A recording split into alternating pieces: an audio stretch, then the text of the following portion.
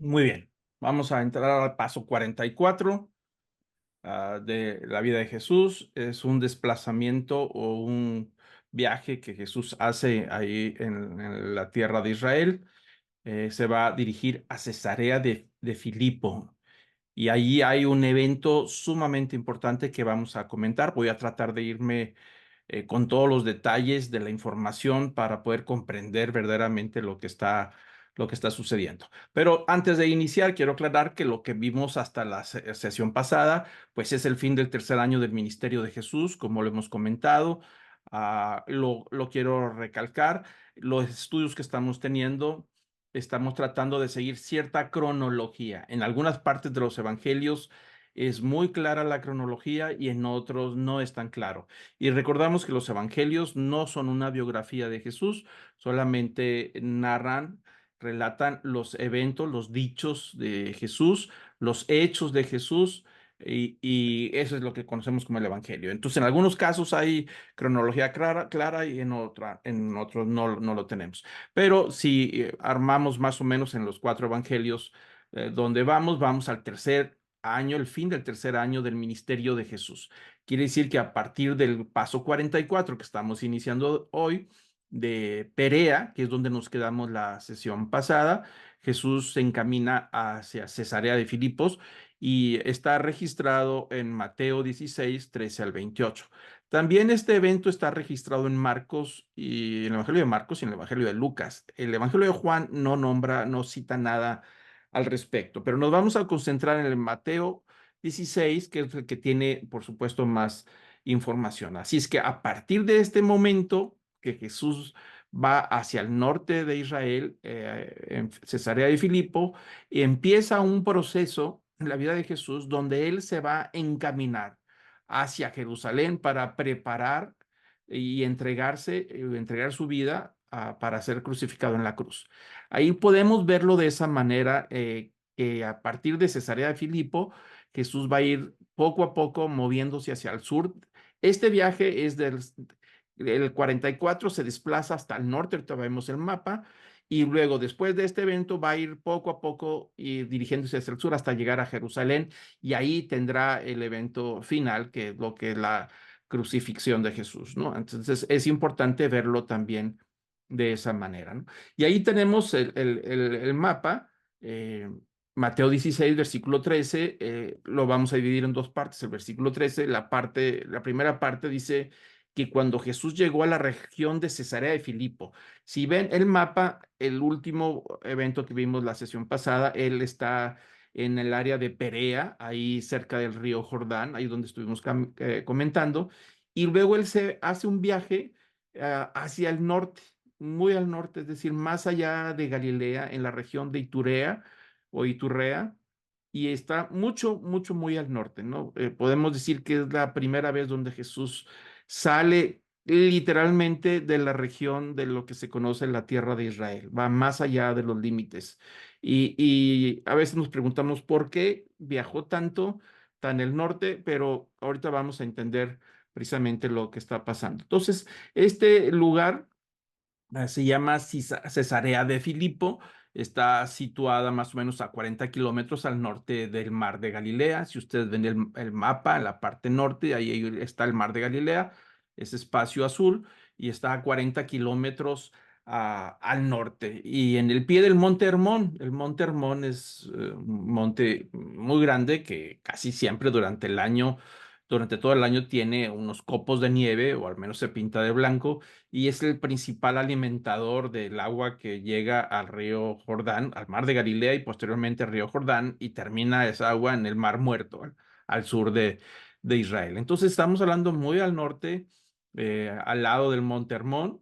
Esta comunidad o este pueblo, ciudad de Cesarea de Filipo, se fue fundada en el siglo I antes de Cristo por Felipe el Tetrarca, es decir, Herodes Felipe es uno de los herederos de Herodes el Grande, aquel que reinaba cuando Jesús nació. Estos ya son los hijos del Herodes, y en esa región pues está reinando, en Iturrea está reinando Felipe el Tetrarca, que es uno de los que se quedó con una parte del reinado de toda Palestina cuando murió Herodes el Grande. Se dividieron toda Palestina entre los cuatro hijos, ¿no? Entonces él construye esta ciudad como un acto de reconocimiento hacia el emperador César Augusto. ¿Por qué? Porque le permitió a él tomar la tetrarquía, la parte norte, y quedarse reinando ahí. Entonces es una manera de congraciarse con el César, con el emperador romano, y de poder agradecerle y quedar bien como con este regalo. Le construye esta ciudad que había unos asentamientos anteriores, pero la va formalizando y le pone por nombre Cesarea, en nombre de César Augusto. Y Cesarea de Filipo, porque este rey se llama Filipo, Herodes Filipo, y quiere distinguir de otra Cesarea que está en Israel, al lado del mar Mediterráneo, arriba de Jope. Ahí está Cesarea Marítima. Son dos Cesareas, ¿no? Pero esta es la de Filipo, la del norte. Y entonces, antes de que fuera fundada la ciudad, ese lugar se conocía como Panias o Panias, debido a que había la presencia de unos templos destacados al dios griego Pan. Había un santuario ahí muy famoso que tenía ya, por supuesto, siglos ahí de ser un lugar de peregrinación, de concurrencia, y ese santuario está dedicado al dios Pan. Entonces, una de las principales características de Cesarea Filipo, por la cual da ese nombre, precisamente porque ahí este Herodes Felipe o Felipo construye un templo en honor a César Augusto. Como les digo, se quiere congraciar con el emperador. Esta ciudad que está fundando le pone por nombre Cesarea de Filipo y construye un templo de mármol blanco, es decir, un templo muy bonito, muy bien hecho, en honor a César Augusto, el emperador romano, ¿no? Acordémonos que los emperadores se consideraban a sí mismos divinos. De hecho, el nombre Augusto es un título divino de los emperadores, ¿no? Entonces, le construye un templo reconociendo su divinidad del emperador por supuesto, congraciándose. Y este templo se convirtió con el tiempo en un importante centro religioso y también político de la región, y a la vez contribuyó a la prosperidad y el desarrollo de la ciudad, porque aparte de que estaba el santuario de Pan, también fue siendo un lugar de visita de muchísima gente que iba a estos santuarios, y por supuesto se volvió un lugar próspero de tantos peregrinos y adoradores que iban a ese lugar, ¿no? Y bueno, César de Filipo, en los tiempos de Jesús, cuando Jesús fue a visitarlo, es un centro pagano y extranjero. Es algo que hay que notar en lo que vamos a estudiar, ¿no? Ese lugar es un centro de culto, hay muchísimos templos, se caracteriza por muchísimos templos y santuarios dedicados a los dioses griegos y también a los dioses romanos. Es decir, es un centro religioso pagano, pero también de muchas visitas de los extranjeros. Así es que, aunque está ubicada en el norte de Palestina, pues es reconocido como un centro de culto pagano muy importante, ¿no? Entonces, esta ciudad se reconoce por su gran diversidad de templos y santuarios que honran a los dioses griegos. Es una ciudad muy pagana, totalmente pagana, y por supuesto muy popular, muy visitada de muchísima gente de diferentes lugares. Entonces, es un centro religioso, un epicentro religioso y cultural, y atrae peregrinos, como comentamos, y adoradores de diferentes partes del mundo antiguo. Sus calles estaban adornadas con imponentes estatuas, monumentos, altares dedicados a las deidades como Zeus, Afrodita, Apolo, Artemisa, Hermes y mucho más. Con esto ya nos damos cuenta de la cantidad de templos que había. Los más famosos y destacados es el templo de Pan, que vamos a comentar un poquito más, del dios Pan, donde se rendía culto a este dios mitológico. Era el conocido por este dios como protector de los pastores y de los rebaños. También es conocido como un dios de la música. También es conocido como un dios de la prosperidad, si lo queremos decir, en el campo, es del bosque, de la reproducción también, en ese sentido. Entonces los pastores que tenían rebaños dedicaban sus rebaños al dios Pan para multiplicarse, ¿no? Es decir, que prosperara su rebaño. Y por supuesto el templo de Augusto que hablamos ahorita, que está dedicado al emperador romano, un emperador que ha sido divinizado, ¿no? Y el templo de Zeus, juntamente con otros dioses, ¿no? Entonces, Cesarea de Filipo, necesitamos explicar varios detalles en esta clase vamos a entrar a temas de la mitología griega, temas de la geografía, para poder entender el pasaje que vamos a estudiar. Entonces, sí vamos a dedicarle un poquito de tiempo a eso. Aquí tenemos las fotos actuales de cómo es Banias o Panias. Es un lugar de mucha fertilidad. De hecho, el dios Pan está dedicado en la parte norte de Palestina, al dios de la fertilidad, y hay unas fuentes de agua que van y conducen hasta el río Jordán, hasta el mar de Galilea. Entonces podemos ver esa masa gigantesca, es una roca, y ahorita no se alcanzan a distinguir, pero atrás de los matorrales se ve una gruta, una cueva, y también a los lados se ven unos nichos, es decir, unos pequeños templecitos que fueron labrados en la roca. Son parte de lo que existe todavía, las evidencias de ese centro pagano religioso muy popular, ¿no? Entonces ahí tenemos otras imágenes de cómo es Panias. Para los que han ido a Israel seguramente lo han visitado ese lugar. Entonces vemos ahí la cueva, las cavernas y al lado están los nichos labrados en la roca, dedicados principalmente al dios Pan, ¿no? Y ahí todavía están las ruinas de los diferentes templos. Todo eso fue labrado en una roca, por supuesto, gigantesca, como vimos ahorita la pared. Ahí vemos otra imagen con otro acercamiento de los nichos labrados en la pared, dedicados al dios Pan, juntamente con las ninfas del campo, donde el dios Pan se supone que siempre las andaba seduciendo y tenía su corte de esposas o ninfas con el cual él siempre andaba convenciendo ahí con su música. Y por supuesto las ruinas todavía existen, ¿no? Aquí tenemos una imagen, tratar de representar cómo se podría haber visto este lugar en los tiempos de Jesús, cuando Jesús y sus apóstoles viajan hacia el norte para visitar el lugar. Entonces vemos la pared rocosa gigantesca y vemos una serie de construcciones que vamos a explicar un poquito. El primero es el templo de César Augusto, ese edificio que está ahí, hecho de mármol blanco, en honor al César, que ya ha sido divinizado, y él mismo se declara como divino. Entonces eso quiere decir que él es el que recibe esa adoración y ese reconocimiento divino. De hecho, él es el que proclama el título a sí mismo como pontífice máximo, es decir, que él es la conexión directa entre la divinidad y el mundo terrenal, ¿no? De esa manera es el tamaño de la divinización del César, que a partir de ahí, pues los demás César también reclamaban ser tratados como dioses. Entonces aquí Herodes Filipo, como les comentaba, para congraciarse con el emperador como regalo, pues le construye este templo y es motivo de adoración y de visita también de muchísimos peregrinos, ¿no? Atrás del templo tenemos la caverna en las fotos que vimos hace un rato. Es una gruta. Se le conocía como la gruta del Averno. El dios Pan, había una estatua ahí, una escultura del dios Pan, donde él tenía las llaves del Hades. Y ahorita vamos a explicar un poquito más estos temas para poder entender lo que va a suceder. Entonces tenemos ahí una gruta que es la gruta del Averno, es decir, las profundidades. El Averno es en la mitología romana el lugar de los muertos o el infierno, si lo queremos ver de esa manera.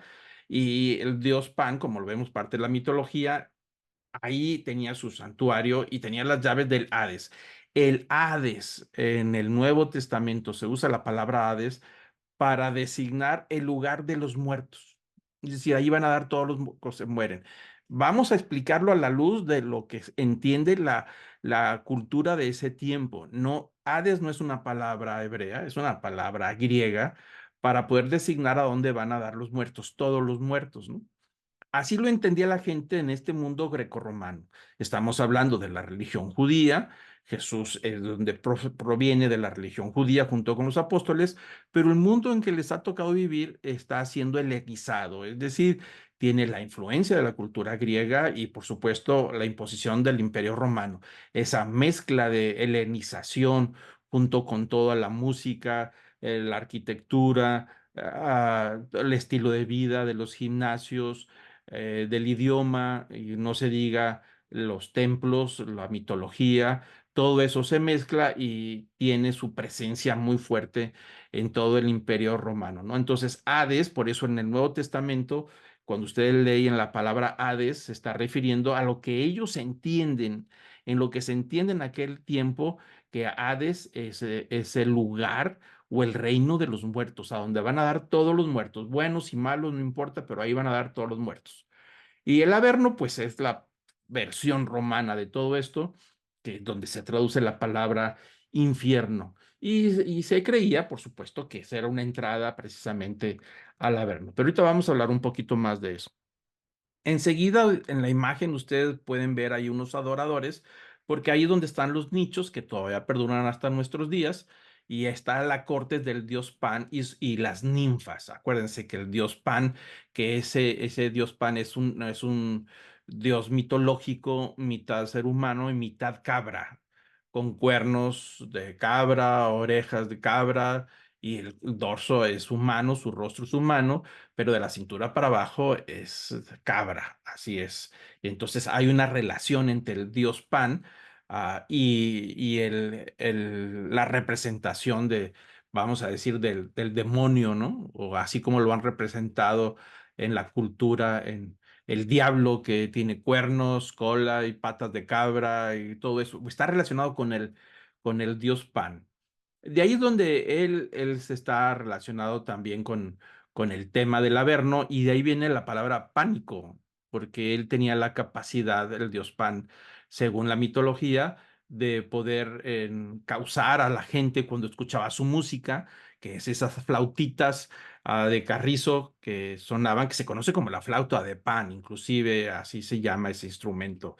Y cuando lo escuchaban, pues muchos eran hipnotizados, por decirlo de esta manera, y quedaban aterrorizados. De ahí viene la palabra empanicados, del dios Pan, es decir, que les generaba un terror se relacionaba con el inframundo, de ser cautivados.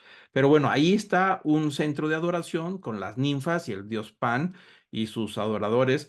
Y enseguida, pues tenemos el templo del dios Zeus. Ahí está en el centro, con la gran escalinata. El dios Zeus es el padre de todos los dioses olímpicos. Es ahí en el monte Olimpo, ahí donde se supone que habitaba, y bueno, es el padre de todos los dioses de la mitología griega, al menos de los olímpicos, que se conocen como un grupo de dioses muy famosos. El dios Zeus, que es el que tenía, por supuesto, más autoridad y sobre todos los dioses, por supuesto, es un dios importante, muy mal portado, por cierto, que no nos vamos a meter en la historia del dios Zeus, pero era tremendo en la mitología griega. Y bueno, ahí tiene su templo y su centro de adoración también. Así es que eso le da sumamente importancia al lugar, no solamente por el templo de César Augusto, sino también el dios Pan, como hablamos ahorita, y el templo del dios Zeus. Eso lo hace un centro ceremonial y de peregrinación muy fuerte. Enseguida ahí tenemos otra edificación que, bueno, está mal escrito ahí, debe decir tumba, la tumba de las cabras sagradas. Acuérdense que el dios Pan es el dios de los pastores, es el que los cuida, el que las reproduce, es el dios de la fertilidad, del campo. Si el dios Pan favorece a los pastores, pues va a haber suficiente pasto, las cabras son felices, se multiplican, crecen, engordan, hay leche, hay piel, hay de todo lo que necesitan, y por supuesto las cabras están siendo protegidas por el dios Pan, con todo y su música y lo que representa. Y ahí en el templo, en este santuario, por supuesto se consideraba a ciertas cabras, no todas, algunas que respondían, y ahorita lo vamos a explicar, a ciertas cabras las reconocían como sagradas, es decir, eran muy importantes y las separaban del resto del rebaño por un comportamiento muy especial que ellas tenían. ¿Qué es lo que sucede en la gráfica, en la imagen? Ahí más abajito, aquí tenemos ahí como un tipo de foro. y es el templo literalmente de Pan y las cabras danzantes. Ahí ven en la imagen como que se ven unas tres cabras paradas en sus dos patas traseras que están danzando. ¿Por qué? Porque según la mitología y según la creencia de la gente de aquel tiempo, sobre todo la gente del campo, de los pastores, que dependían del dios Pan, de la prosperidad, de la fertilidad del campo, de las aguas abundantes, pues cuando el dios Pan empezaba a tocar su instrumento, que es la flauta de Pan, pues al instante algunas cabras respondían y empezaban a danzar. Entonces, en ese lugar tenían esas cabras que, según ellos, tenían esos dones especiales de poder conectarse con el dios Pan. Y ahí las tenían en ese tipo de corralito en alto, como lo están viendo en la gráfica, y cuando llegaban los peregrinos a ofrecer sus sacrificios al dios Pan, a Zeus, a Augusto, a todo lo que tenían ahí, si de repente estas cabras que siempre estaban presentes se ponían en dos patas y empezaban a danzar, significaba que el dios Pan se estaba haciendo presente. Entonces era una gran fiesta y hacían una gran fiesta porque las danzas de las cabras se están dando y ellos dicen el dios Pan se está haciendo presente con su música. Entonces, como pueden ver, es un lugar muy religioso, muy pagano, de muchísima idolatría, de muchísimos extranjeros. No hay nada tiene que ver con el judaísmo, con la religión judía. Esto es un asunto 100% pagano.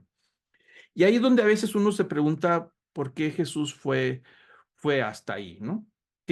¿Cuál es la razón de ir a ese lugar? Entonces podemos ver la imagen y la pared gigantesca de roca que está allá atrás, ese monolito, esa masa gigantesca de roca donde están estos templos. Y entonces, bueno, pues eso nos va a llevar, una vez de explicar dónde está Jesús con sus discípulos, a dónde fueron y por qué fueron ahí, por qué se salieron de los límites de la tierra de Israel, más allá de ir a tierras paganas, pues hay toda una razón. Ahí tenemos el mapa del desplazamiento donde está Cesarea de Filipo, muy al norte, y es un lugar que Jesús visitó. De acuerdo a los registros que tenemos en los evangelios, es el lugar más lejano que Jesús se ha desplazado en la tierra de Israel, ¿no? Entonces, el Mateo 16, el versículo 13 dice que cuando llegó Jesús a la región de Cesarea de Filipo, ¿no? Que es donde inicia esta narración. Ahí está con sus discípulos y ahí hace una pregunta a los discípulos. El mismo versículo de Mateo 16, 13, la segunda parte, que estando ellos ahí en esos santuarios, entre tanta gente, adoradores, sacrificios y templos, todo ese espectáculo de pagano, ahí Jesús le hace una pregunta a sus discípulos. Les dice, ¿quién dicen los hombres que es el Hijo del Hombre? Yo quiero pensar, y así algunos comentaristas también lo creen, que Jesús quiere asegurarse de qué piensan sus discípulos, ¿no? Acerca de lo que la gente dice y acerca de él. Entonces empieza esta conversación con ellos y les hace la pregunta, a ver, díganme ustedes, ¿qué han escuchado por ahí? ¿Qué dice la gente? Obviamente no se está refiriendo a la gente de Cesarea de Filipo, se está refiriendo a toda la gente de Judea, Perea, Samaria, Galilea, Decápolis, en todos estos pasajes que hemos estado estudiando, fariseos, la gente del pueblo, los escribas, todo esto que hemos estado estudiando, Jesús le dice, bueno, ¿qué dice la gente que es el Hijo del Hombre?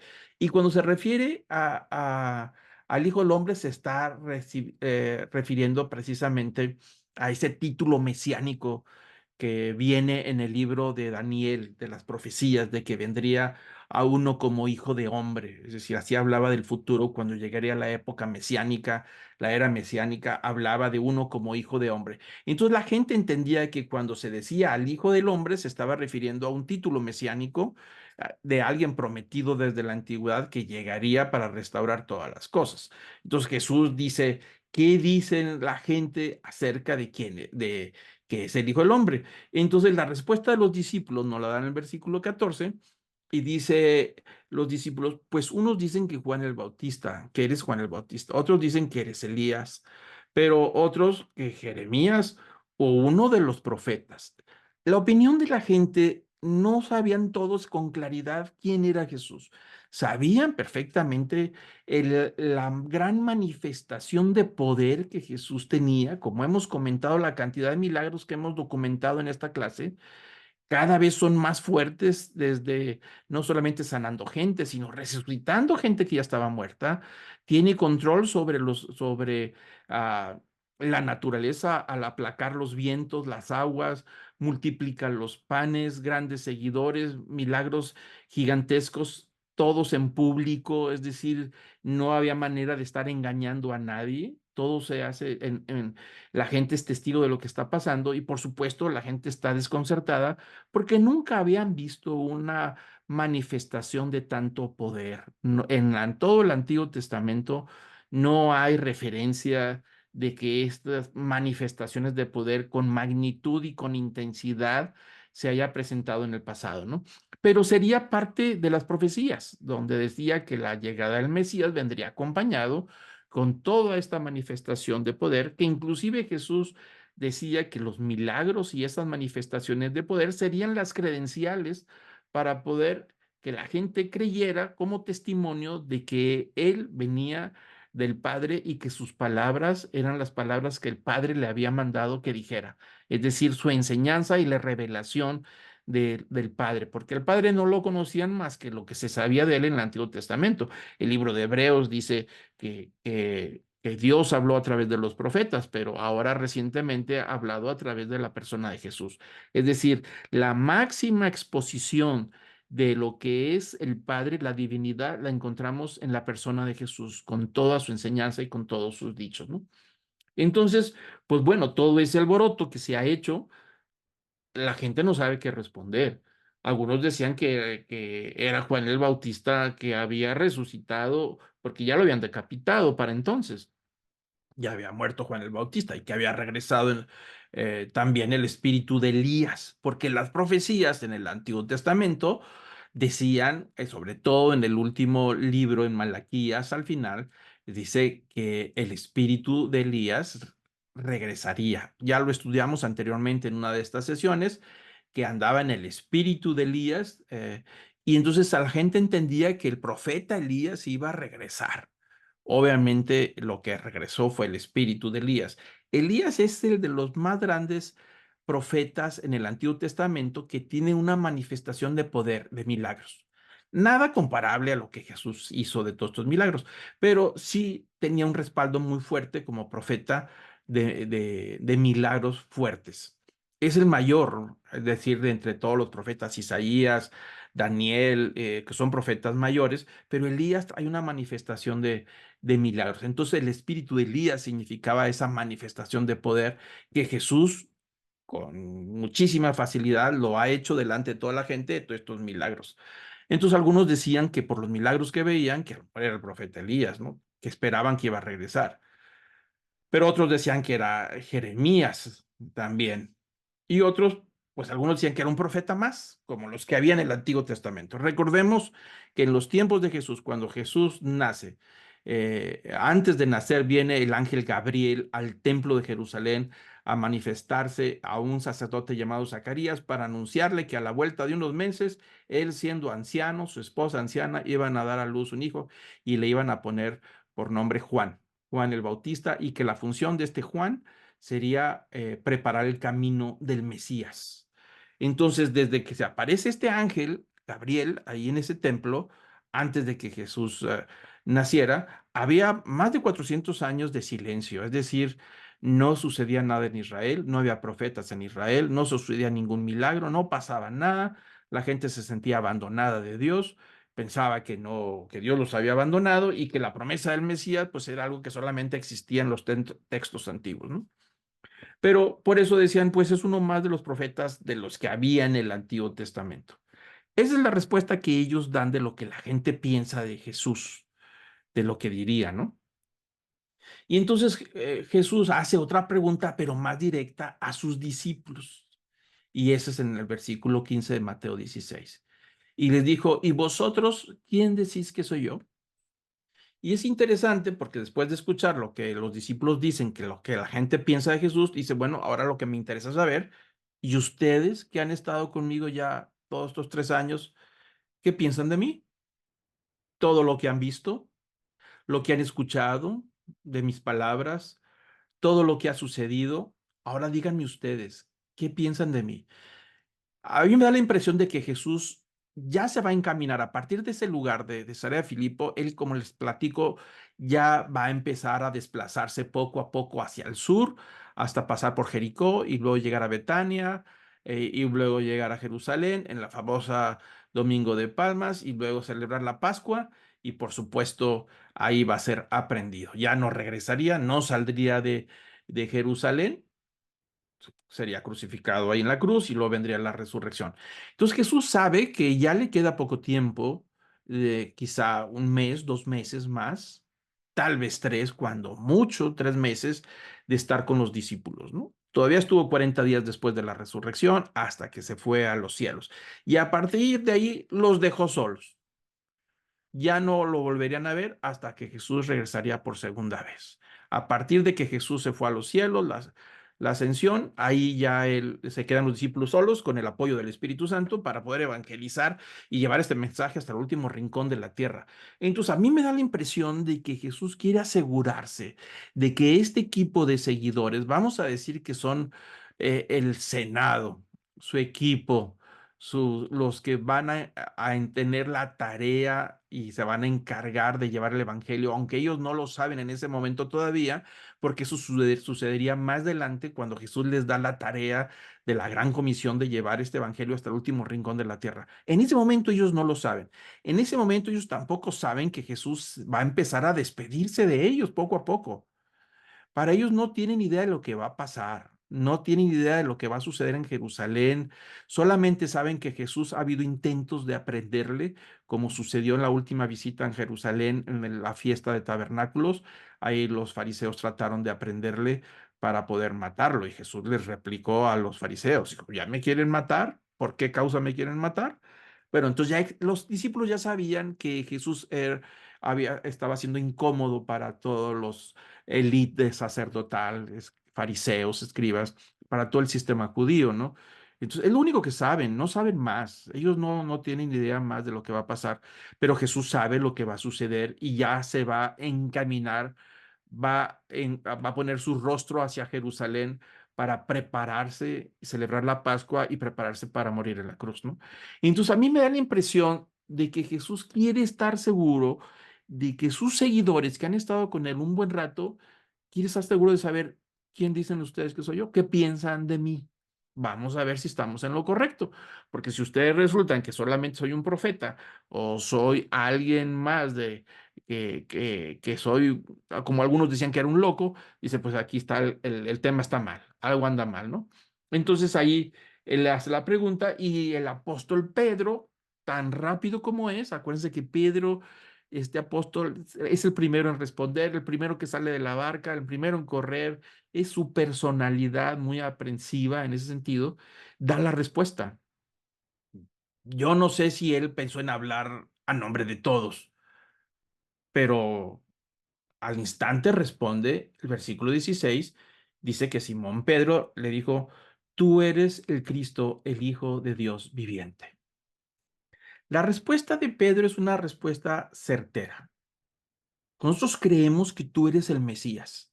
Nosotros estamos convencidos que eres el prometido, el enviado, el que está prometido desde el Génesis, desde que Adán y Eva pecó y fueron echados fuera del paraíso y que Dios le dijo a la mujer, de tu simiente saldrá alguien que le aplastará la cabeza a Satanás, es decir, aquel que metió el pecado y que hizo que la naturaleza cayera en corrupción y que todos naciéramos en esa naturaleza de pecado.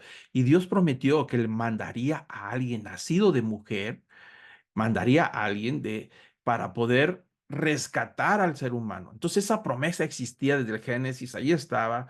Los profetas anunciaban, Isaías anunciaba de la venida del Mesías, inclusive había señales, la Virgen dará a luz un hijo y cosas así. O sea, había muchas profecías acerca de la venida del Mesías. Entonces, en ese sentido, los discípulos dijeron, Pedro es el que está respondiendo, nosotros creemos que tú eres el enviado, no tenemos la menor duda, tú eres el Mesías. La palabra Cristo significa ungido, enviado. el que Dios ha enviado, que le prometió a Abraham cuando iba a sacrificar a su hijo como prueba, Isaac, y que Dios le detiene el brazo y le dice, no, no le hagas daño al niño. Y en eso aparece ahí un cordero al lado de ahí para sacrificar. Y Dios ha provisto un cordero. Entonces lo detiene, dice, no sacrifiques al niño. Dios ha provisto un cordero para el sacrificio y ese se estaba refiriendo no solamente a ese momento, sino que en el futuro vendría este cordero, el famoso cordero de Dios que quita el pecado del mundo. Los discípulos creyeron todo eso y cuando le dicen, cuando Pedro dice, tú eres el Cristo, el Hijo de Dios viviente, es decir, la misma divinidad hecha carne como Juan lo dijo en el Evangelio, en el capítulo 1, ¿no? Y el verbo se hizo carne y habitó entre nosotros. Es decir, la divinidad se encarnó y empezó a moverse entre nosotros, uno más de entre nosotros. Y los discípulos creyeron esa gran verdad en la cual Pedro acaba de dar esa declaración. Ahora, Jesús empieza a decir que esta confesión, esta declaración de Pedro, no se la reveló nada más que Dios el Padre. El versículo 17, Jesús le está respondiendo y le responde al Pedro y le dijo, bienaventurado eres, es decir, qué dichoso eres, Simón, hijo de Jonás, porque esto no te lo reveló carne ni sangre, sino mi Padre que está en los cielos. ¿Qué es lo que está diciendo? Pedro, lo que acabas de decir no es resultado de tu conocimiento, de que alguien te lo enseñó, no lo aprendiste en una escuela, nadie te lo dijo, ni siquiera es resultado de tu propio razonamiento, de tus propias conclusiones. Esto que acabas de decir es una revelación directamente del Padre.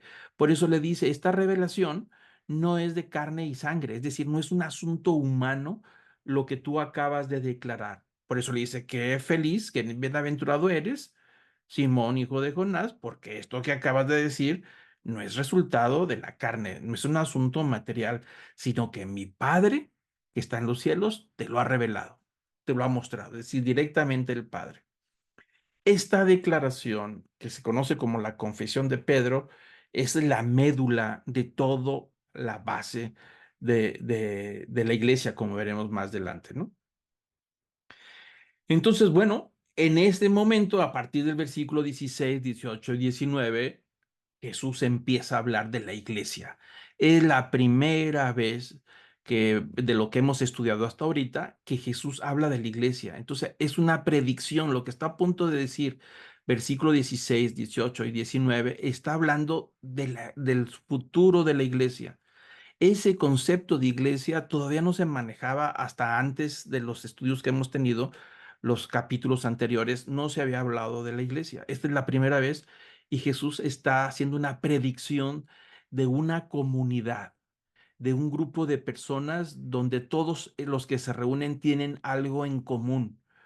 Eso es lo que le llama la iglesia. La palabra iglesia, eclesía, significa asamblea, significa reunión, significa santa convocación, santa reunión, ahí donde están todos los que han creído precisamente en el Evangelio, en Jesús, como Señor y Salvador. Se reúnen de una manera especial. Eso es lo que se conoce como iglesia. En ningún momento esta palabra iglesia hace referencia a una institución. Eso lo quiero aclarar para evitar confusión. La palabra eclesía, asamblea, no está haciendo referencia a ninguna institución humana. Ese es un concepto que aparece posteriormente con los siglos y que algún día veremos cuando estudiamos historia de la iglesia. Los que han estudiado historia de la iglesia conmigo se recordarán que tocamos esos puntos, cómo se fue institucionalizando la asamblea, ¿no? Entonces, aquí en estos versículos que vamos a ver más adelante, ahí Jesús está hablando acerca de la iglesia, el futuro que él va a edificar, ¿no? Entonces, Jesús hace, en estos versículos que vamos a ver, promete una manera en que se va a relacionar con la futura iglesia. Es decir, el concepto ya está siendo introducido entre los discípulos y Jesús les dice cómo va a ser esta iglesia. ¿Cuál es su perfil, su característica? ¿Cómo va a ser esta asamblea? Les pido, por favor, no piensen en instituciones, no piensen en denominaciones, no tienen nada que ver con eso. Tiene que ver con una asamblea de creyentes renovados, nacidos de nuevo, seguidores de Jesús, sus discípulos literalmente, ¿no? Entonces ahora Jesús va a decir cómo va a ser esta iglesia, al menos las bases más fuertes, ¿no? Y el primer punto de cómo se relacionaría, diría Jesús, que esa iglesia iba a ser edificada sobre la declaración de Pedro. Un punto muy importante, dice el versículo 18.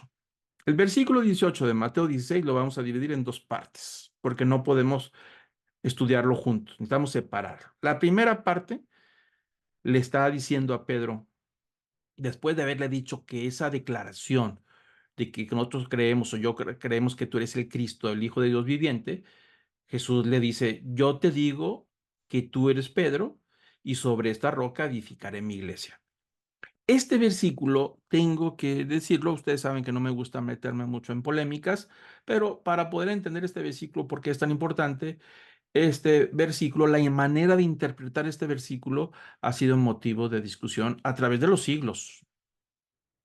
El cristianismo se dividió grandemente a partir del año 930, al primer milenio, se dividió todo el cristianismo en dos partes, en unos que creyeron una interpretación de este versículo y otros que dijeron no es así.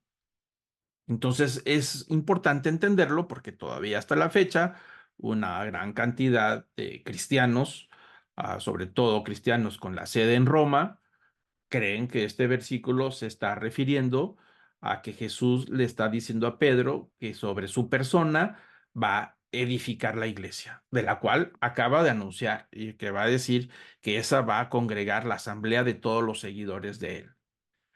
Y ahorita vamos a comentar al respecto, vamos a hablar un poquito más detalles, porque yo en lo personal no creo que se refiere a que esté Jesús hablando de edificar la iglesia, su comunidad, su asamblea sobre la persona del apóstol Pedro.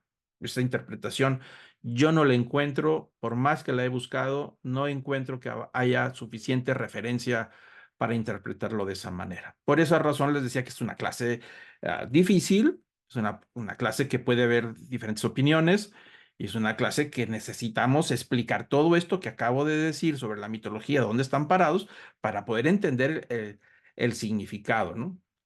¿Por qué razón? Porque Jesús quiere asegurarse en medio de todo este trasfondo de religiones, de propuestas, de todas las ofertas que hay, de ese mercadeo de religiones, Jesús quiere estar seguro que sus seguidores, donde quiera que se encuentren, en un mundo pagano, en un mundo que no le reconoce, en un mundo que no cree en Dios, que tiene sus ofertas de espiritualidad que son distintas a la propuesta de Cristo, en medio de ese mundo, quiere estar seguros de sus seguidores qué piensan de él. Es decir, le dice a los discípulos, ¿ustedes qué creen que, quién cree que soy yo? En medio de todo ese panorama, de toda esa oferta religiosa, nosotros creemos que tú eres el Mesías, el Hijo de Dios verdadero. Por esa razón, a mí me da la impresión de que Jesús intencionalmente los lleva a este lugar, porque ese escenario no se encuentra en ninguna parte de Israel. No hay nada que se le parezca, pero los llevó más allá de Galilea, más allá de los límites de la tierra de Israel, en un mundo totalmente pagano, donde los discípulos iban a tener que evangelizar y moverse en un mundo grecorromano para empezar a evangelizar y poder llevar ese gran mandamiento que Jesús les dejó, en un mundo que es contrario y que ahí tendría que edificar la iglesia. ¿Dónde iba a edificar la iglesia? Con toda esta gente, no nada más judíos, sino también gentiles de todo tipo de trasfondos y de todo tipo de nacionalidades, de raza, de idiomas, de culturas, de filosofías, de todo este mundo donde se movían, iba a edificar esta iglesia. Entonces, cuando Pedro le hace esta famosa declaración, la gran confesión, le está diciendo a Pedro, tú te digo que tú eres Pedro y sobre esta roca yo voy a edificar mi iglesia. Ahí hay un juego de palabras, por supuesto.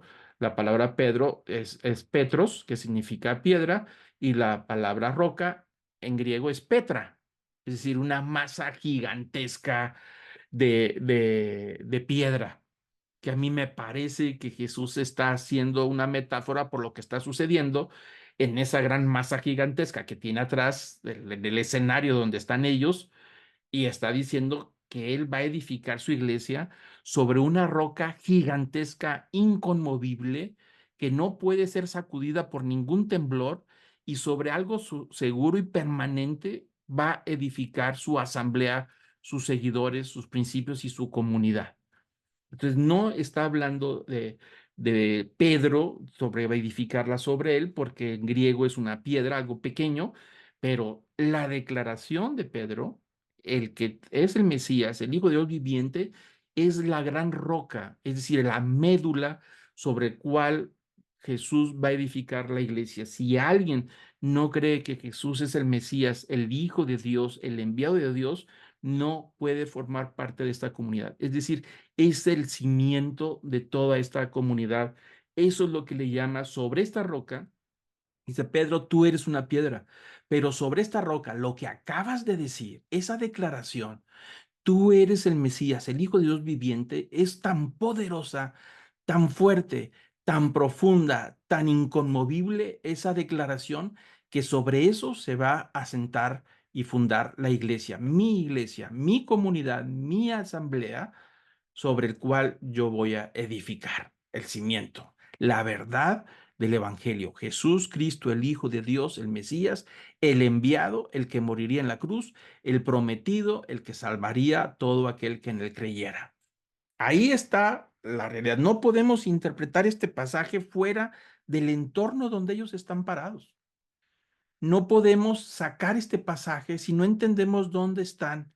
Jesús les dice en medio de todo este paganismo, toda esta oferta, parecido muy al mundo donde vivimos ahora, con tantas ofertas de espiritualidades, con tantas opciones, el cristiano tiene que luchar contra tantas cosas y mantener su fe firme.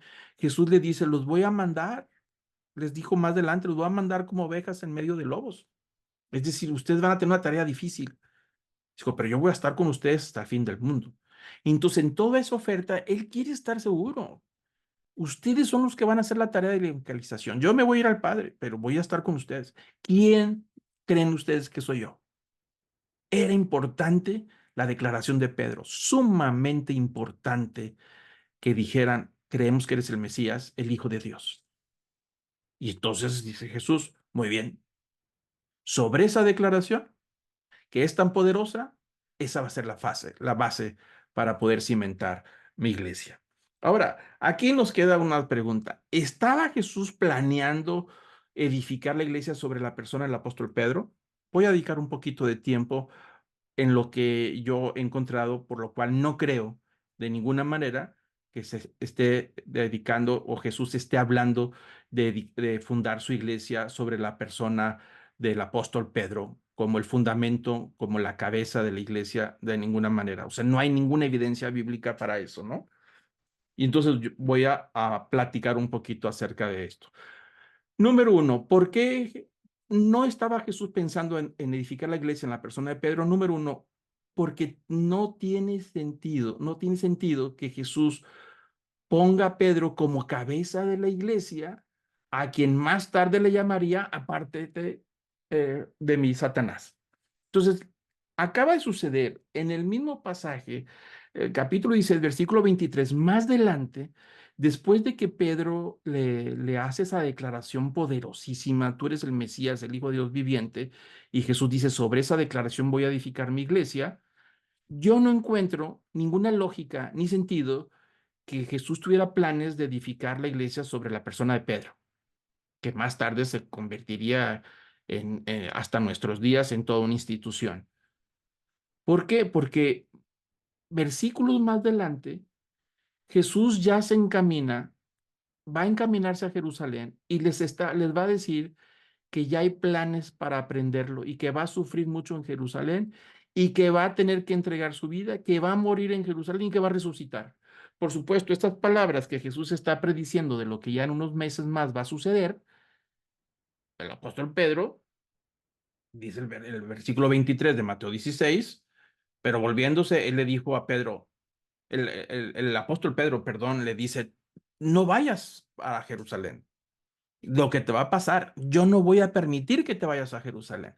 Pero interesante, si ustedes leen el pasaje, después lo vamos a leer, pero ustedes lo leen en su casa, es interesante que Jesús le responde a Pedro y le dice, quítate le dijo, le dice a Pedro, quítate delante de mí, Satanás.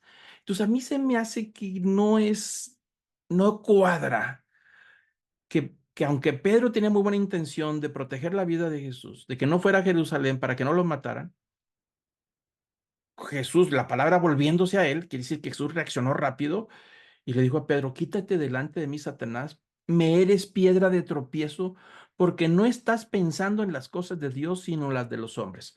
Eso nos dice que Pedro no sabía que era necesario que Jesús muriera en la cruz y todo lo que iba a pasar. Jesús entendía todo esto, ¿no? Pero Pedro no. Entonces a mí se me hace ilógico que Jesús tenga planes de construir su iglesia, edificar su iglesia sobre una persona que le acaba de decir que es instrumento de Satanás. Esto no me cuadra. No puede ser posible que funde la iglesia sobre alguien, aunque sea un líder, que al final de cuentas se puede equivocar y que puede ser quizá instrumento del diablo, como en el caso de Jesús se lo dijo. Quítate delante de mí, Satanás, porque me estás estorbando, es lo que le dice a Pedro. No estás pensando las cosas correctamente. Si estás pensando humanamente, eso es lo que está diciendo. Estás pensando como los hombres, no estás pensando en temas espirituales. Entonces ahí vemos la naturaleza de Pedro, de cualquier todos nosotros, y Jesús no le veo, se me hace muy lógico que después de decirle sobre ti, Pedro, voy a edificar mi iglesia, y a los pocos ratos o a unas horas después, apártate de mí, Satanás. No estás pensando correctamente, me estás haciendo estorbando, no piensas en las cosas espirituales, estás pensando humanamente, en sentido material. Por esa razón, no creo que Jesús estaba refiriendo a edificar la iglesia sobre Pedro, sino más bien sobre la verdad que acaba de declarar. El punto número dos, por la cual tampoco creo, porque Jesús dio más tarde a los demás apóstoles la misma responsabilidad que le dio a Pedro. Es decir, el Evangelio de Juan, capítulo 20, versículo 22, es más adelante, días posteriores, les dijo, cuando les da la orden, que va a venir el Espíritu Santo sobre ellos, dice, después de decir esto, sopló sobre ellos y les dijo, recibid el Espíritu Santo. Y a quienes perdonéis los pecados, estos les serán perdonados, y a quien retengáis los pecados, estos les son retenidos. Ahí está hablando, esa orden se la está dando a todos los discípulos en el sentido no de confesión de que tienen poder para perdonar los pecados. Jesús lo dijo en los evangelios y lo hemos estado estudiando y lo dijo, el único que tiene poder de perdonar los pecados es Dios. Y él, como divinidad hecha carne, perdonaba los pecados. Los fariseos lo acusaban de perdonar los pecados porque se decía igual a Dios. Por eso los fariseos no lo podían tolerar porque decían, ¿cómo tú te haces igual a Dios perdonando los pecados de los demás? Jesús no está dándoles autoridad a los discípulos de perdonar los pecados, sino está hablando de retener. Es decir, hay personas que no podrán entrar a la comunidad, a la iglesia, a la asamblea, si no renuncia, si no se arrepiente, no puede llevar la misma vida que llevaba antes de paganismo y luego meterse a la comunidad de la iglesia como si nada. Ahí está hablando precisamente de retener en ese sentido de quién entra y quién no entra, pero no tanto así de perdonar el pecado como lo hacía Jesús, ¿no? Entonces, otro de los puntos, el cual yo batallo mucho de no poder aceptar que Cristo está fundando la iglesia sobre Pedro, es porque en el Nuevo Testamento presenta claramente a Cristo y solamente a Él como el único fundamento de la iglesia. En ninguna parte se habla de que el fundamento sea Pedro. En ninguna parte. No lo van a encontrar, jamás. Y el libro de los Hechos, capítulo 4, lo dice bien claro. Inclusive lo está diciendo Pedro en el registro del libro de los Hechos, después de que fueron aprendidos y llevados a la cárcel. Los llevan ante los líderes religiosos por haber sanado ahí a un enfermo. Ya Jesús había resucitado y se había ido al cielo, ¿no? Entonces ahí están hablando los discípulos. Pedro dice que acusaron que por qué estaba sanando en el nombre de Jesús. Dice, este Jesús es la piedra desechada por vosotros los constructores, pero que ha venido a ser la piedra angular. Y en ningún otro hay salvación, porque no hay otro nombre bajo el cielo dado a los hombres en el cual podamos ser salvos. Ahí están diciendo los discípulos claramente que Jesús era la piedra desechada por los constructores. Pero ese desecho que ellos no valoraron y le está diciendo a los líderes de Jerusalén, a los fariseos, a los sacerdotes, ahí en el Sanedrín donde están los discípulos siendo cuestionados, les está diciendo, ustedes descalificaron a Jesús porque les pareció poca cosa. Nunca lo valoraron, lo despreciaron. Dice, bueno, esta piedra desechada por los constructores, es decir, por los líderes de Israel, que no le vieron ningún valor, que alguien que está tratando de construir un edificio está labrando las piedras y dice, no, esta piedra no sirve para nada, mejor la desecho y la manda al montón. Dice, bueno, dice el apóstol, esto que ustedes desecharon, esta piedra, ha venido ahora a ser la piedra principal, es el cimiento de todo lo que está sucediendo. Y le dice, porque en ningún otro hay salvación. No hay manera de salvarse.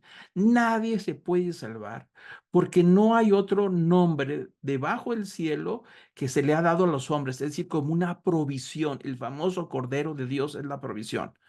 Dice, no hay ningún nombre en el cual nosotros podamos ser salvos más que en el nombre de Jesús, ¿no? Entonces ahí dice claramente el Nuevo Testamento que el fundamento, esa piedra es Jesús. No habla de Pedro.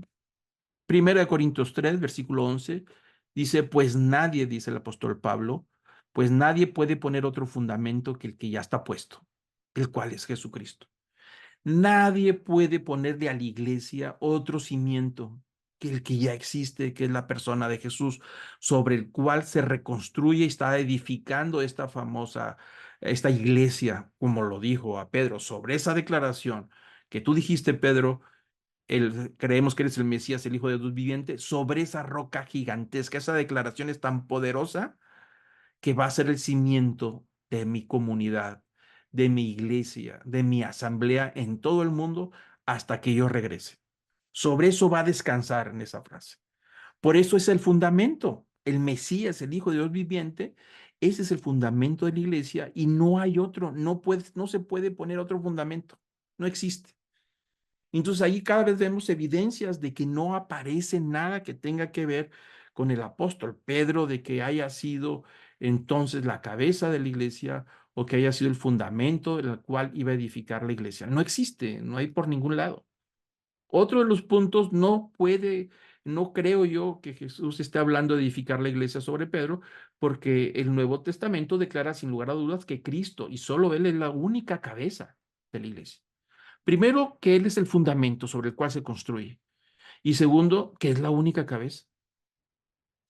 La palabra de que el obispo de Roma es la cabeza de la iglesia, no.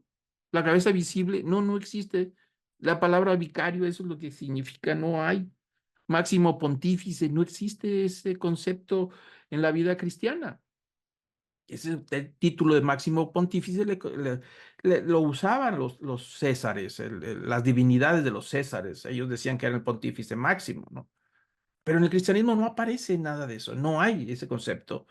Y Pablo lo dice en Efesios 1:20, y está hablando, dice, el cual obró en Cristo cuando resucitó de entre los muertos y lo sentó a su diestra en lugares celestiales, muy por encima de todo principado, autoridad, poder, dominio y de todo nombre que se nombra, no solo en este siglo, sino también en el venidero. Y todo sometió bajo sus pies, y a él lo dio por cabeza sobre todas las cosas a la iglesia, la cual es su cuerpo, la plenitud de aquel que lo llena todo en todo. Esta declaración es tremenda, no hay tiempo para estudiarla. Pero lo que sí aparece claramente, lo que está diciendo el apóstol Pablo, dice que cuando resucitó de entre los muertos, se sentó en lugares celestiales por encima de todo principado, autoridad y poder, dominio, y de todo lo que se nombra en esta tierra, es decir, sobre demonios, espíritus, sobre ángeles, reino espiritual, sobre el reino material, sobre el reino de los muertos, sobre todo. No hay nadie por encima de él. Él está por encima de todo, porque tiene toda la autoridad. Y entonces dice que él sometió todas las cosas, es decir, toda la creación lo sometió bajo sus pies y a él, es decir, a Cristo, lo dio por cabeza sobre todas las cosas a la iglesia. Es decir, Cristo la cabeza de toda la iglesia y que Él es la plenitud del cuerpo de la iglesia que lo llena en todo. Cristo es la cabeza y la iglesia es su cuerpo, y ahí en la iglesia, con Cristo en la cabeza, la plenitud de todo lo llena en todo. No hay nadie más, ningún discípulo, ni los apóstoles, ni nadie, por más sobresalientes que hayan sido, no son la cabeza de la iglesia, ni son la plenitud de la iglesia. Colosenses 1:18, dice el apóstol Pablo, Él es también la cabeza del cuerpo que es la iglesia, y ahí está mucho más claro. Y Él es el principio, el primogénito de entre los muertos, a fin de que Él tenga en todo primacía. Por eso el concepto de primado, atribuírselo a un ser humano, no es posible. Ni a Pedro, el apóstol Pedro, no es primado, no es el primero. Dice que la primacía le corresponde solamente a Jesucristo, que Él es la cabeza de la iglesia y Él es el principio de todos los que resucitaron y que van a resucitar. Dice que el propósito de la resurrección, de ser el primero, es para que Él tenga la primacía en todo. No hay nadie más arriba que Él. Él es la cabeza y Él es la plenitud de todo ese poder en la iglesia, ¿no? Entonces, no hay manera, no lo encuentro por ningún lado, ¿no? Otro de los puntos, el 5, yo no creo que Jesús quería edificar la iglesia sobre Pedro, porque en el original en griego, ese pasaje, lo acabo de explicar, la palabra tú eres Pedro, Pedro es Petros, una piedra pequeña, y roca, que es Petra, es una masa rocosa compacta. Edificaré mi iglesia, no sobre una piedra pequeña, sino sobre una declaración inconmovible, que es el cimiento inconmovible de una roca enorme sobre el cual descansa toda la iglesia, Jesús, el Mesías, el Hijo de Dios. Punto número 6. Hay otro detalle interesante, ¿no?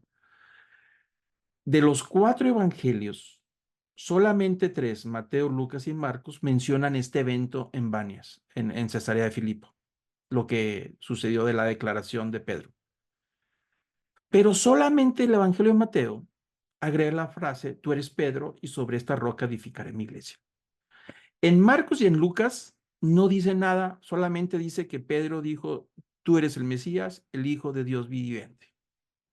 No aparece la frase, tú eres Pedro y sobre esta roca edificaré mi iglesia. Nada más está en Mateo. Pero lo que más llama la atención es que si consideramos que el Evangelio de Marcos, que solamente dice que Pedro dijo, tú eres el Cristo, el Hijo de Dios viviente, este Marcos, Juan Marcos, era el asistente del apóstol Pedro en todos sus viajes. A mí me llama mucho la atención que si Marcos escribió el Evangelio no porque él fue testigo, sino porque el apóstol Pedro fue testigo de los hechos de Jesús y sus declaraciones, no le haya dicho el apóstol Pedro a Marcos que le agregara la frase, que dijera, oye, Marcos, agrégale, porque a mí Jesús me dijo que yo era la roca sobre la cual iba a edificar la iglesia. Es muy interesante que Marcos es el asistente del apóstol Pedro, el cual escribe todo el Evangelio de Marcos basado en los relatos del apóstol Pedro y que no aparezca esa frase. Yo creo que si el apóstol Pedro hubiera entendido que sobre su persona iba a identificar la iglesia, pues yo creo que en el Evangelio de Marcos, cuando menos ahí debería tener la frase que le calificaba y que le daba la autoridad de primacía sobre toda la iglesia. Pero no está. Es interesantísimo que no está en el Evangelio de Marcos, su propio asistente, ¿no? Por el otro lado, tampoco lo creo porque el apóstol Pedro no lo da, no lo dice, sino da su testimonio personal de quién es él. Primera carta del apóstol Pedro, capítulo 5, dice algo interesante. Está escribiendo a los ancianos de la iglesia. Los ancianos ahí son títulos, hombres sabios, no solamente por la edad, sino porque tienen cierta autoridad de poder guiar a la iglesia, ¿no? Esa es la palabra anciano. Los presbíteros es en griego, pero es un asunto de autoridad. Entonces dice el apóstol Pedro, por tanto, a los ancianos entre vosotros, exhorto yo, anciano, como ellos. Dijo, yo soy igual a ellos. No está hablando de una posición por encima de ellos. Dice, exhorto yo, anciano como ellos, y testigo de los padecimientos de Cristo y también participante de la gloria que ha de ser revelada. Y les da un consejo. pastoread el rebaño de Dios entre vosotros, velando por él, no por obligación, sino voluntariamente, como quiere Dios, no por avaricia del dinero, sino con sincero deseo, tampoco como teniendo señorío sobre los que han sido confiados, sino demostrando su ejemplo del rebaño. Y cuando aparezca el versículo 4, que me llama mucho la atención, me gusta mucho, dice, cuando aparezca el príncipe de los pastores, recibirás la corona inmarcesible de gloria. El príncipe de los pastores. Ese no es un título que el apóstol Pedro está adjudicándose, ni nadie se lo adjudicó de los demás discípulos. En los primeros siglos no había ese título de príncipe de los pastores. Apareció con los siglos y se le atribuyó al líder de Roma, el príncipe de los pastores. Pero Pedro está diciendo que un día aparecerá el príncipe de los pastores. ¿Quién es? Jesús. Por eso dice cuando aparezca, cuando regrese, cuando venga el príncipe de todos los pastores, es decir, la cabeza, el primero de todos, recibirá la corona inmarcesible de gloria, es decir, la recompensa. Pero ahí no dice él nada de sí mismo, de que él es el príncipe. No hay nada, ¿no? El punto número 8, tampoco creo que Jesús estaba pensando en edificar la iglesia sobre Pedro, porque a Pedro lo reprendieron en público, lo hizo el apóstol Pablo. En Antioquía hay una historia interesante en el libro de Gálatas, donde en una reunión en Antioquía, es decir, fuera de Jerusalén, fuera ya en el mundo de los primeros conversos, que eran gentiles, se están convirtiendo en seguidores de Jesús, vienen con un trasfondo gentil. Entonces, para entonces tenemos dos grupos: gentiles, paganos que se convierten en discípulos de Jesús, y los judíos que se convirtieron en discípulos de Jesús. Ahí están conviviendo en la ciudad de Antioquía, actualmente Siria, en ese lugar, y se presentó un problema. Y ahí lo relata el apóstol Pablo en el capítulo 2, versículo 11, porque veía un comportamiento del apóstol Pedro medio raro, que no era sincero, porque se comportaba de una manera diferente cuando venían los judíos de Jerusalén. Dice el versículo 11, dice, pero cuando Pedro vino a Antioquía, es decir, venía de Jerusalén, le resistí cara a cara, es decir, lo reprendí, lo enfrenté, porque era de condenar lo que estaba haciendo. Pues antes que viniese algunos de parte de Jacobo, es decir, del líder de Jerusalén, ese es Santiago, dice, antes de que vinieran judíos de Jerusalén a visitarnos, pues Pedro comía con los gentiles, normal, se asociaba con ellos, se sentaba a la misma mesa, pero después de que vinieron estos de Jerusalén, judíos de Jerusalén, representantes de Jacobo, como que Pedro ya se hacía a un lado, dice, se retraía y se apartaba de los gentiles porque tenía miedo de la circuncisión, que lo juzgaran que se juntaba con gentiles. Versículo 13, y dice el apóstol Pablo, y en su simulación, es decir, en algo falso que estaba haciendo Pedro, participaban también los otros judíos que vivían en Antioquía. Se separaban de los gentiles, no querían asociarse con ellos, porque tenían miedo que los veían que eran parte del mismo grupo. Entonces estaban portando, mientras no estaban los judíos de Jerusalén, sí, se juntaban con ellos, comían juntos, se visitaban, pero si venían de Jerusalén, se apartaban y se hacían como que no los conocían, ¿no? Entonces dice el apóstol Pablo, de Pedro y los demás, dice, de tal manera que aún Bernabé, es decir, un buen judío, fue también arrastrado por la hipocresía de ellos. Entonces ahí está llamando hipócrita no nada más de los judíos, sino incluyendo a Pedro. Pero cuando vi que no andaban rectamente conforme a la verdad del Evangelio, dije a Pedro, y ahí está el detalle. Pablo le dice a Pedro delante de todos, en público, en plena reunión, si tú, siendo judío, vives como los gentiles y no comes como judío, ¿por qué obligas a los gentiles a judaizar? Y le dio una reprendida, dice, tú eres judío, pero te comportas como gentil, no como judío cuando estás con ellos. Pero ¿por qué los obligas ahora a estos gentiles que no son judíos a que se comporten como judíos? Entonces, este es un problema que se hizo en público y lo reprendió y le dijo que estaba mal delante de todos. A mí me parece que no es la manera de hablarle a alguien que es donde descansa toda la iglesia. No me parece que es la manera de dirigirse a alguien que es superior a todos los demás. No es, o sea, no hay manera de hablarle a un líder que es el cimiento de la iglesia, el primado de todos. no lo está tratando así. Pablo lo está viendo como un igual, inclusive como alguien que comete errores, como todos, y como alguien que lo está reprendiendo públicamente por su comportamiento equivocado, porque dijo, es digno de condenar lo que está haciendo Pedro. Entonces, a mí no me da pistas de que sea alguien que está descansando toda la iglesia. Lo están tratando como uno igual delante de todos, ¿no? Por eso batallo yo para aceptar esa declaración. Entonces, el otro punto nos lo dice el libro de los Hechos, capítulo 15, que en Jerusalén hay un concilio. La problemática de gentiles y judíos, si los gentiles se hacen primero judíos para ser cristianos de verdad o no. Esa discusión se hizo, lo que estaba el apóstol Pedro también ahí inmiscuido en esa discusión en Antioquía, llevan el problema ahora a Jerusalén.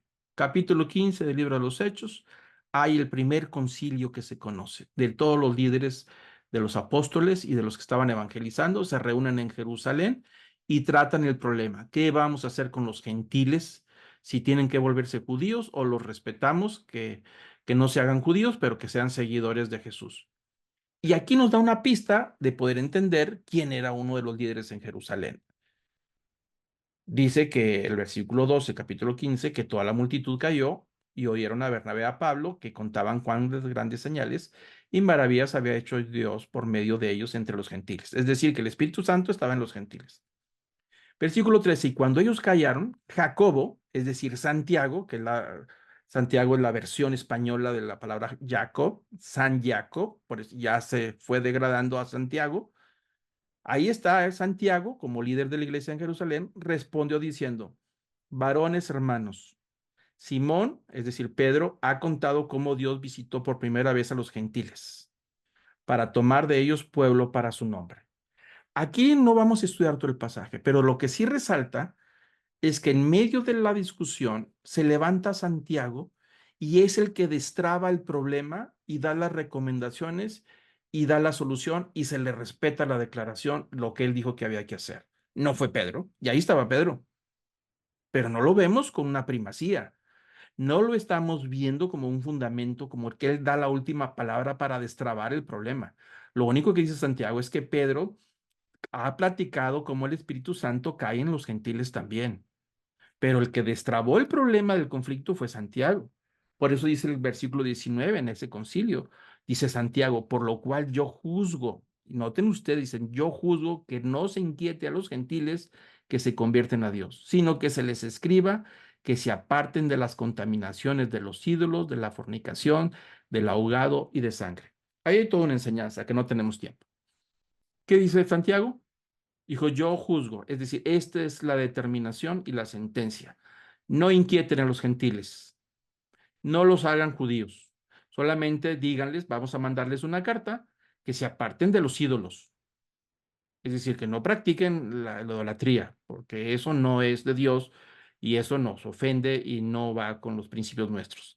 Que se aparten de la fornicación, es decir, de todos los cultos que tenían que ver con la fornicación y con el mal comportamiento moral, que se aparten del ahogado, animales que murieron ahogados, que no se los coman, porque esa es una regla judía, y que se aparten de la sangre, es decir, que no coman sangre. Si estos gentiles respetan estos cuatro principios, podemos convivir los dos grupos en una sola asamblea, que es la iglesia. El que destrabó el problema de este asunto del concilio fue Santiago, y ahí estaba presente Pedro. Yo no veo ninguna primacía. Puede leer usted todo el pasaje, Hechos 15, no lo va a encontrar.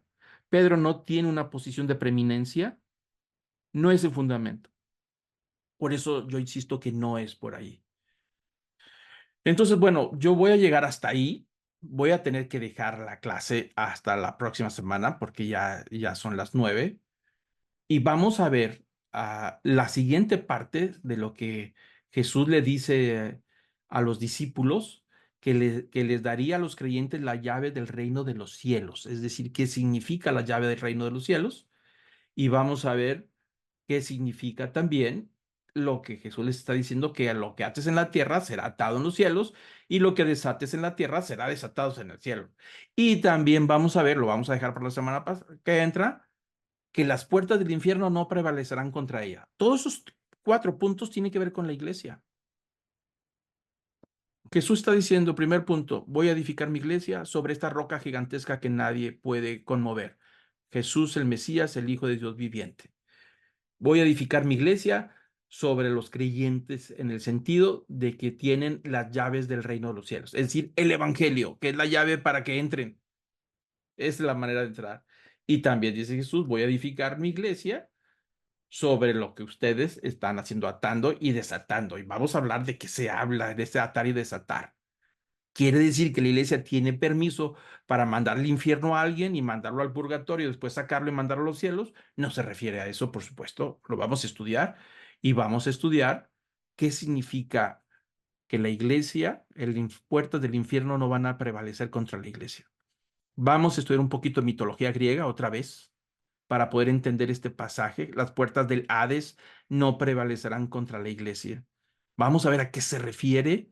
Por eso vamos a meternos un poquito más en la mitología, lo que es el Averno, el inframundo, cómo estaba distribuido, qué es lo que sucedía, qué le entendía la gente con los muertos que iban y si regresaban, si no podían regresar. Todo eso vamos todavía a estudiar algo del Apocalipsis, quién tiene las llaves del Hades. Ahí, de acuerdo a donde ellos estaban parados, decía que el Pan, el dios Pan, tenía las llaves de la caverna para entrar a Hades y que cuando tocaba su musiquita, la gente podía seguirlo e ir entrando hasta las profundidades del Averno, al inframundo, donde están todos los muertos. Bueno, vamos a estudiar eso para poder entender a qué se refiere las puertas del Hades, las puertas del infierno no prevalecerán contra ella. Eso lo dejamos para la próxima clase.